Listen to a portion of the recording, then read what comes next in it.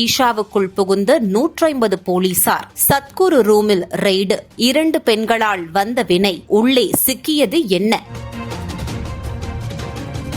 கோவை வெள்ளையங்கிரி மலை அடிவாரத்தில் உள்ள சத்குருவின் ஈஷா யோகா மையம் இதுவரை எதிர்கொள்ளாத நடவடிக்கைகளை அதிர்ச்சியுடன் எதிர்கொண்டிருக்கிறது. ஒரே நேரத்தில் கோவை மாவட்ட எஸ்பி கார்த்திகேயன் தலைமையில் சுமார் 150 போலீசார் ஈஷா யோகா மையத்தில் நுழைந்தனர். ஆண் பெண் என போலீசார் 150 பேர் நுழைந்ததும் கோவை ஈஷா யோகா மையத்தில் பதற்றம் தொற்றிக் கொண்டது. கோவை வடவெள்ளி பகுதியைச் சேர்ந்த காமராஜ் வேளாண் பல்கலைக்கழகத்தில் பொறியியல் துறை பேராசிரியர் இருந்து பணி ஓய்வு பெற்றவர். இவருக்கு கீதா, லதா என 2 மகள்கள் உள்ளனர். மூத்த மகள் கீதா லண்டனில் உள்ள பிரபல பல்கலைக்கழகத்தில் மெக்கட்ரானிக்ஸ் பிரிவில் பட்டம் பெற்று பன்னாட்டு நிறுவனம் ஒன்றில் பணியாற்றி வந்தார். இவரது தங்கை லதாவும் சாப்ட்வேர் இன்ஜினியர். அவரும் பிரபல நிறுவனம் ஒன்றில் வேலை பார்த்து வந்தார். கல்லூரியில் படிக்கும் காலம் முதலே கீதாவும் லதாவும் ஈஷா மைய நிறுவனர் சத்குருவின் பக்தர்களாக இருந்துள்ளனர். இதனையடுத்து கடந்த 2008ஆம் ஆண்டு ஈஷா யோகா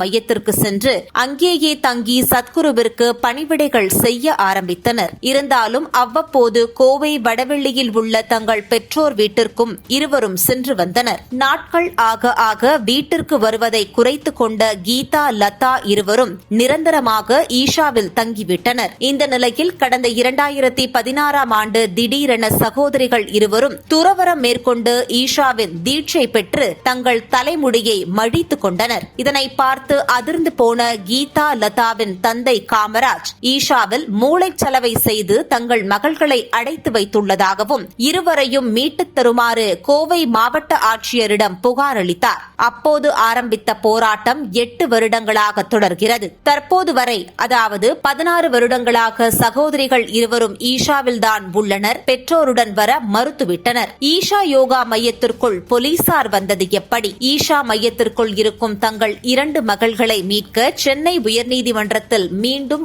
ஆட்கொணர்வு மனுவை தாக்கல் செய்தார் பேராசிரியர் காமராஜ். இந்த மனு விசாரணைக்கு வந்தபோது தங்கள் மகள்கள் இருவருக்கும் ஈஷாவில் கொடுக்கப்படும் மருந்தால் மூளையின் செயல்பாடுகள் குறைந்து குடும்ப உறவை முறித்துக் கொண்டதாக கூறியுள்ளனர். மேலும் தங்கள் மகள்களை மூளைச்சலவை செய்து சன்னியாசிகளாக மாற்றி வைத்துள்ளதாகவும் தன் மகள்களை மீட்டுத் தர வேண்டும் என உயர்நீதிமன்றத்தில் பேராசிரியர் காமராஜ் மனு தாக்கல் செய்தார். மனுவை விசாரித்த நீதிபதிகள் எஸ்.எம். சுப்பிரமணியம், சிவஞானம் அமர்வு ஈஷா நிறுவனர் சத்குரு தனது மகளை திருமணம் செய்து கொடுத்து அமெரிக்காவில் செட்டிலாக்கிவிட்டு மற்றவர்களின் மகள்களின் முடிகளை மழித்து சன்னியாசியாக்குவது எந்த விதத்தில் நியாயம் என்று கேட்டிருந்தனர். மேலும் ஈஷா யோகா மையத்தில் உள்ளவர்கள் மற்றும் மையம் மீதான கிரிமினல் உள்ளிட்ட வழக்குகளின் விவரங்களை உயர்நீதிமன்றத்தில் தாக்கல் செய்யவும் நீதிபதிகள் உத்தரவிட்டனர். மேலும் ஈஷா யோகா மையத்திற்குள் என்ன நடக்கிறது என நேரில் சென்று விசாரணை நடத்தி அறிக்கை தாக்கல் செய்யவும் நீதிபதிகள்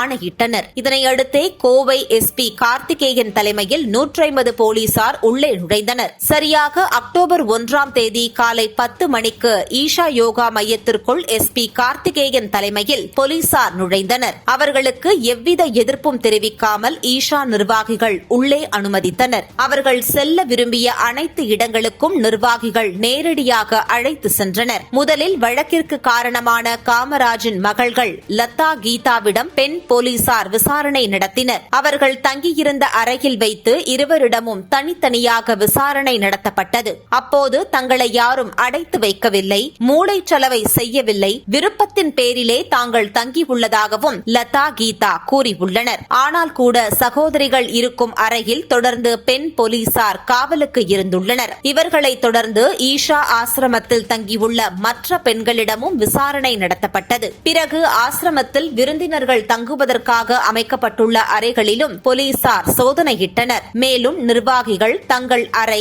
ஈஷா மையத்திற்குள் உள்ள குழந்தைகளுக்கான பள்ளிக்கூடம் உள்ளிட்டவற்றிலும் போலீசார் ரெய்டு நடத்தினர். தொடர்ந்து சமையல் நடைபெறும் இடம், மருத்துவமனை, தியானம் நடைபெறும் இடம், பூஜை நடைபெறும் இடம் என ஒரு இடம் விடாமல் முதல் நாளில் போலீசார் சோதனை நடத்தி முடித்தனர். காந்தி ஜெயந்தியான அக்டோபர் 2ஆம் தேதி தேதி மறுபடியும் போலீசார் ரெய்டு நடத்த ஈஷா யோகா மையத்திற்குள் நுழைந்தனர். அப்போது சுகாதாரத்துறை அதிகாரிகள், சமூக நலத்துறை அதிகாரிகள், மனநல மருத்துவர்களும் உடன் சென்றனர். இந்த முறை அங்கு தங்கியிருந்த பெண்களிடம் சமூக நலத்துறை அதிகாரிகள் விசாரித்துள்ளனர். அங்கு அவர்களுக்கு செய்து தரப்பட்டுள்ள வசதிகள், வழங்கப்படும் உணவுகள், மருத்துவ வசதிகள் குறித்து கேட்டறிந்தனர். இதேபோல் ஈஷா மையத்திற்குள் இருந்த ஒரு சிலர் மனநலம் பாதிக்கப்பட்டவர்கள் போல் இருந்ததால் அவர்களை மனநல மருத்துவர்களை கொண்டு போலீசார் பரிசோதனை செய்துள்ளனர். சோதனைக்கு எல்லாம் உச்சகட்டமாக ஈஷா யோகா மையத்தில் உள்ள சத்குருவின் அறையிலும் போலீசார் ரெய்டு நடத்தியுள்ளனர். 2 நாள் சோதனையை முடித்த பிறகு அறிக்கையை தயார் செய்யும் பணியில் SP கார்த்திகேயன் ஈடுபட்டுள்ளார். இந்த அறிக்கை விரைவில் உச்சநீதிமன்றத்தில் தாக்கல் செய்யப்பட உள்ளது. 2008ஆம் ஆண்டு ஆசிரமத்திற்கு வந்த 2 பெண்கள் பிடிவாதமாக உள்ளே தங்கியிருக்க அவர்களை மீட்க அவர்களின் பெற்றோர் நடத்தும் சட்ட போராட்டத்தால், அதாவது 2 பெண்களால் வினையில் சிக்கியுள்ளது ஈஷா யோகா மையமும் அதன் நிறுவனர் சத்குருவும்.